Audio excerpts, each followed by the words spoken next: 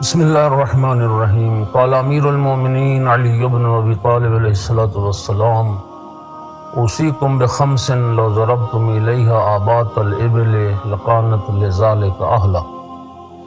آقا امیر المومنین علیہ السلام کے بہت سارے وصایا نہج البلاغہ میں موجود ہیں۔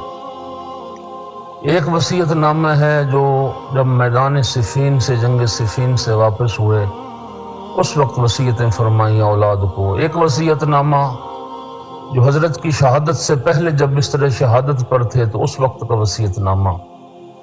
لیکن ایک چھوٹا سا وصیت نامہ اور ہے جو کلمات قصار تیسرا حصہ نہج البلاغہ میں موجود ہے۔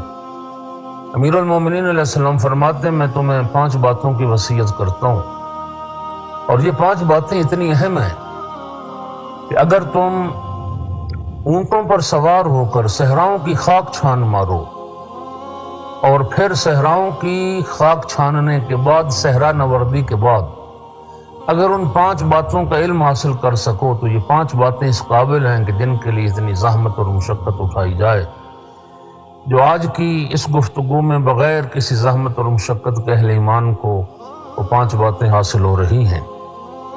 فرمایا میری پہلی وصیت یہ ہے لا یرجون احد منکم الا ربہ، کسی سے امید نہ رکھنا، صرف اپنے رب سے امید رکھنا۔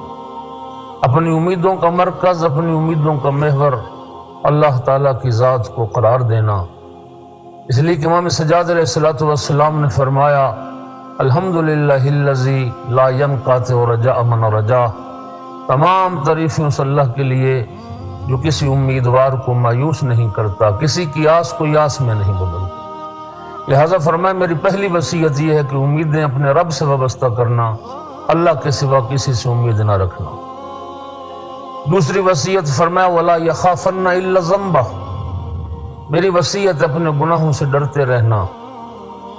جو چیز ڈرنے کی ہے وہ اللہ کی معصیت سے ڈرو، اللہ کی نافرمانی سے ڈرو اور اپنے گناہوں سے خوف کھاتے رہو۔ اور تیسری وصیت لا یستحین احد منکم اذا سئل عما لا یعلم ان یقول لا اعلم۔ کیا خوبصورت جملہ فرمایا کہ جب تم میں سے کسی سے کوئی بات پوچھی جائے، کوئی سوال کیا جائے اور وہ اس کا جواب نہیں جانتا تو ہرگز شرم اور حیا محسوس نہ کرے اور کہہ دے کہ میں نہیں جانتا۔ کیا خوبصورت سرکار کا فرمان ہے، اس لیے کہ خود حدیث میں فرمایا کہ لا ادری نصف العلم، نہ جاننا۔ ایک بندہ کہے کہ میں یہ بات نہیں جانتا، یہ نہ جاننا آدھا علم ہے کہ کم از کم اپنی جہالت کو تو جانتا ہے، ورنہ وہ ذمہ دار ہوگا۔ ایک بات کو نہیں جانتا، یا جھوٹ بولے گا، یا غلط بیانی کرے گا، یا غلط مسئلہ بتائے گا، اس سے بہتر ہے کہ وہ کہہ دے اور ہر شرم اور حیا محسوس نہ کرے، کہہ دے کہ میں اس بات کو نہیں جانتا۔ چوتھی وصیت لا یستحین احد منکم اذا لم یعلم الشیء یتعلمہ، فرمایا میری وصیت ہے کہ اگر کوئی بندہ کسی چیز کے بارے علم نہیں رکھتا تو علم حاصل کرنے میں بھی شرم اور حیا نہ کرے، اس چیز کو سیکھنے میں بھی شرم اور حیا نہ کرے۔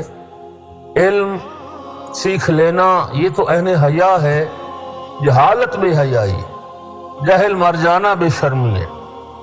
اور 5ویں وصیت وعلیکم بالصبر، میں تمہیں صبر کی وصیت کرتا ہوں۔ وَإِنَّ الصَّبْرَ مِنَ الْإِيمَانِ كَالرَّأْسِ مِنَ الْجَسَدِ، صبر کا ایمان سے وہی رشتہ ہے جو سر کا بدن سے رشتہ ہے۔ فرمایا جس بدن کے ساتھ سر نہ ہو اس بدن میں کوئی خیر اور بھلائی نہیں ہے، اور جس ایمان میں صبر نہ ہو اس ایمان میں کوئی خیر اور بھلائی نہیں ہے۔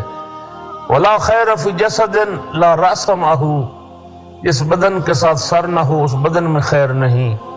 وَلَا فِي ایمان لا صبر مَعَهُ، اور جس ایمان میں صبر نہیں ہے اس میں بھی کوئی خیر اور بھلائی نہیں ہے۔